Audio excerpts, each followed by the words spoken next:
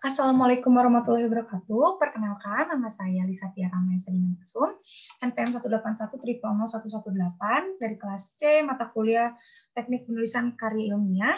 Di sini saya mengambil tema judul yaitu perlindungan hukum terhadap anak terlantar yang dieksploitasi menjadi pengemis dikaitkan dengan Undang-Undang Nomor 35 Tahun 2014 tentang perubahan atas Undang-Undang Nomor 23 Tahun 2002 tentang perlindungan anak. Di sini kita jelaskan latar belakangnya, yaitu perkembangan penduduk di kota-kota besar. Nah, perkembangan penduduk di kota-kota besar ini berkembang dengan cepat, dengan pesat, di mana penduduk terus hadir, terus berkembang, terus tumbuh dan berkembang, terus ada yang menimbulkan masalah-masalah seperti politik, sosial, ekonomi, budaya, dan yang lainnya. Nah, masalah sosial yang mudah dijumpai di kota-kota besar itu adalah adanya anak-anak terlantar yang biasanya diakibatkan oleh kemiskinan. Nah, kemiskinan ini adalah salah satu faktor yang menandakan bahwa kesejahteraan bangsa Indonesia ini belum maksimal, belum berkembang. Nah, kemiskinan ini banyak faktornya adalah dari sumber daya manusia yang rendah, pendidikannya yang rendah, atau dari lapangan pekerjaan yang sempit. Nah, di mana banyak anak-anak yang dijadikan untuk mencari nafkah. Nah, anak-anak terlantar yang dijadikan sebagai anak ini adalah untuk mencari nafkah karena dijadikan dieksploitasi menjadi pengemis. Seperti yang kita ketahui, anak itu adalah anugerah dari Tuhan Yang Maha Esa yang harus kita sayangi, harus kita lindungi, harus kita urus, harus kita jaga, dan diberikan kasih sayang juga, cinta sepenuh hati, dan juga anak adalah sebagai penerus bangsa. Di dalam Undang-Undang Nomor 35 Tahun 2014 disebutkan bahwa anak itu adalah seseorang yang belum berusia 18 tahun, termasuk yang masih di dalam kandungan. Nah, termasuk di Undang-Undang Nomor 35 Tahun 2014 ini dijelaskan tentang anak terlantar, yaitu anak-anak yang tidak terpenuhi secara wajar baik fisik, mental, spiritual, dan juga sosialnya.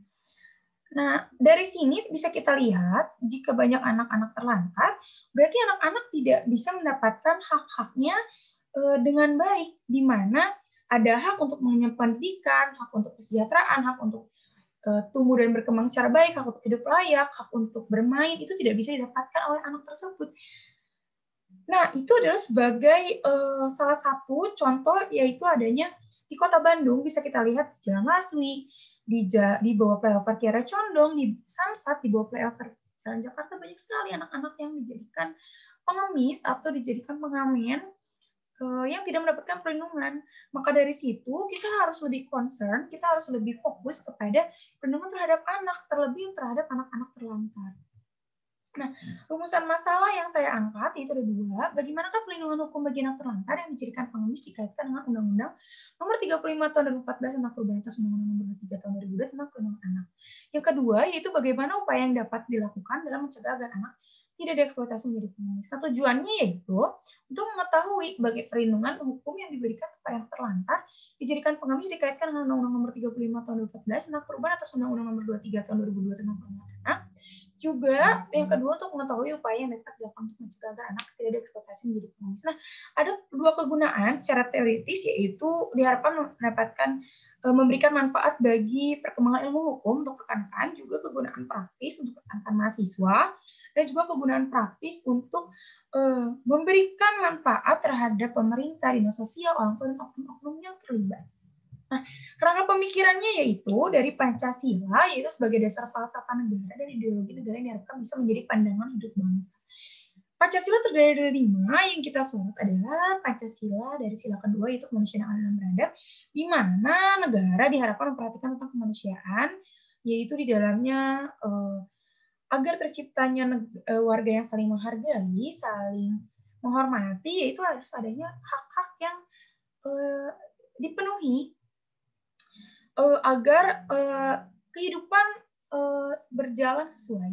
Juga Indonesia, seperti kita ketahui dalam pasal 1 ayat 3 UUD 1945, negara Indonesia adalah negara hukum, di mana cita-cita dari negara Indonesia sebagai negara hukum, yaitu melindungi warga negaranya, di dalamnya termasuk adanya perlindungan terhadap anak. Nah, di mana seperti kita ketahui, anak itu amanah dari Tuhan Yang Maha Esa, anugerah, juga penerus bangsa. Seperti yang kita ketahui dari Undang-Undang Nomor 35 Tahun 2014, anak ini adalah seseorang yang belum 18 tahun dan masih dalam kandungan. Yang artinya selama masih dalam kandungan sampai 18 tahun, mereka diberikan hak-haknya yang harus mereka dapatkan. Dan juga artinya orang tua wajib untuk memberikan hak-haknya terhadap anak, untuk memberikan untuk mencapai hak-hak anak. Jadi anak bisa tumbuh dan berkembang secara layak. Nah, perlindungan hukum terhadap anak ini harus dilakukan secara baik dalam rangka mencegah kekerasan serta eksploitasi terhadap anak, di mana perlindungan hukum ini terkhusus untuk anak terlantar diatur di dalam pasal 34 UUD 1945, di mana negara itu dijelaskan bahwa fakir miskin dan anak-anak terlantar dipelihara oleh negara. Artinya negara harus memperhatikan, harus melindungi, harus mengurus, harus memberikan perlindungan khusus terhadap anak-anak terlantar karena sudah diatur di dalam Undang-Undang Dasar 1945 agar anak itu tidak dijadikan lagi atau dieksploitasi menjadi pengemis. Nah, kita lihat dari menurut Kamus Bahasa Indonesia bahwa eksploitasi adalah pengusahaan, pendayagunaan, atau pemanfaatan untuk keuntungan sendiri, atau pemerasan tenaga atas diri orang lain merupakan tindakan yang tidak terpuji. Nah, anak-anak jalanan yang mengemis ini adalah korban dari eksploitasi yang dilakukan baik dari orang tua maupun oknum tertentu untuk mendapatkan uang atau keuntungan untuk dirinya sendiri, di mana mereka memeras tenaga atas anak-anak dan juga menggunakan anak-anak untuk kepentingannya sendiri. Nah, di dalam konvensi hak anak ini dijelaskan berbagai macam perlindungan tentang hak anak. Nah, konvensi hak anak ini merupakan instrumen yang berisi rumusan prinsip-prinsip universal dan ketentuan norma hukum mengenai hak-hak anak yang merupakan sebuah perjanjian internasional mengenai hak asasi manusia. Di dalam Undang-Undang Nomor 23 Tahun 2002 di pasal 13 ayat 1 dijelaskan bahwa anak ini berhak mendapatkan perlindungan dari perlakuan-perlakuan tertentu, yaitu diskriminasi, eksploitasi ekonomi dan seksual, pengantaran, kekejaman, kekerasan, penganiayaan, ketidakadilan, dan perlakuan salah lainnya. Di dalam pasal 64 Undang-Undang tentang HAM juga dijelaskan bahwa anak ini berhak memperoleh perlindungan dari kegiatan eksploitasi ekonomi untuk menghindari terganggunya pendidikan, kesehatan, fisik, mental, dan yang lainnya. Nah, anak-anak di bawah 18 tahun ini masih menjadi tanggung jawab dari orang tua untuk mendapatkan hak-haknya. Nah, orang tua juga berkewajiban untuk anak-anak ini mendapatkan hak-haknya secara layak. Nah, jika anak terus-menerus mengalami eksploitasi, dijadikan pengemis, maka haknya tidak bisa didapatkan. Maka masa depannya bisa saja terganggu karena mereka tidak mendapatkan pendidikan yang baik, kesehatan yang baik, dan juga perlindungan yang baik. Nah, di sini kita mendapatkan, kita mengulas tentang metode penelitian, di mana spesifikasi penelitian ini menggunakan metode deskriptif analitis, yaitu memberikan penggambaran mengenai hal-hal yang menjadi permasalahan yang digambarkan melalui uraian kalimat. Nah, metode pendekatannya digunakan yaitu metode yuridis normatif, di mana merupakan data sekunder dan juga penelitian hukum kepustakaan atau penelitian hukum kepustakaan. Penelitian hukum kepustakaan ini menggunakan bahan hukum primer, yaitu yang sifatnya mengikat seperti peraturan perundang-undangan. Contohnya tadi Undang-Undang Nomor 35 Tahun 2014. Terus ada bahan hukum sekunder yang nanti akan menunjang bahan hukum primer, dan bahan hukum tersier yang akan menunjang bahan hukum primer juga sekunder. Tahap penelitiannya ada dua. Penelitian kepustakaan itu yang pertama menghimpun data dengan melakukan penelaahan bahan kepustakaan atau data sekunder.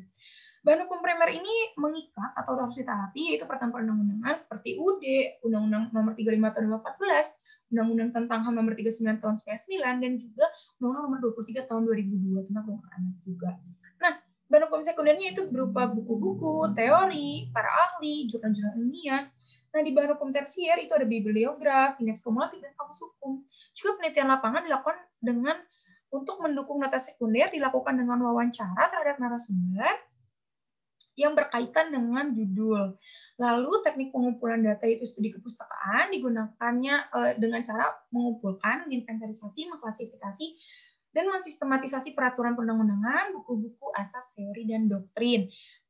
Juga studi lapangan digunakan untuk mendapatkan data-data yang bersifat primer yang nantinya untuk menunjang data sekunder dilakukan dengan cara yaitu wawancara terhadap narasumber yang terkait untuk menunjang penelitian peneliti. Nah, alat pengumpulan datanya itu ada dua, data kepustakaan dan juga data lapangan. Data kepustakaan ini menginventarisasi bahan hukum primer, sekunder, dan bahan hukum tersier, di mana menginventarisasi bahan-bahan hukum yang berkaitan dengan perlindungan hukum anak terlantar yang dieksploitasi menjadi pengemis. Begitu pula bahan hukum sekunder yang menunjang nanti bahan hukum primer dan juga bahan hukum tersier.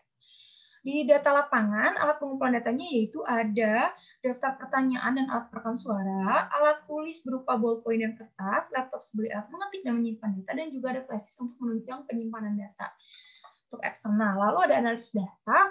Analisis data ini yaitu metode analisis yang digunakan yaitu secara yuridis normatif. Itu cara penggabungan data-data melalui rangkaian kalimat dari hasil penelitian data dan kepustakaan dan data lapangan, di mana nanti datanya diolah dan dicari keterkaitannya, hubungan yang satu dengan yang lain, agar diperoleh hasil yang sesuai dengan tujuan dari dilakukannya penelitian. Lalu lokasi penelitiannya yaitu di Perpustakaan Hukum Unpas, lalu di Badan Perpustakaan dan Kearsipan Daerah Provinsi Jawa Barat, juga di instansi yang berkaitan yaitu Lembaga Perlindungan Anak, dan juga Komisi Perlindungan Anak Indonesia Kota Bandung. Terima kasih. Semoga ilmu dan semoga apa yang saya paparkan bermanfaat, bisa memberikan dampak baik untuk yang mendengarkan dan menonton. Jika ada salah-salah kata, mohon dimaafkan. Terima kasih dan wassalamualaikum warahmatullahi wabarakatuh.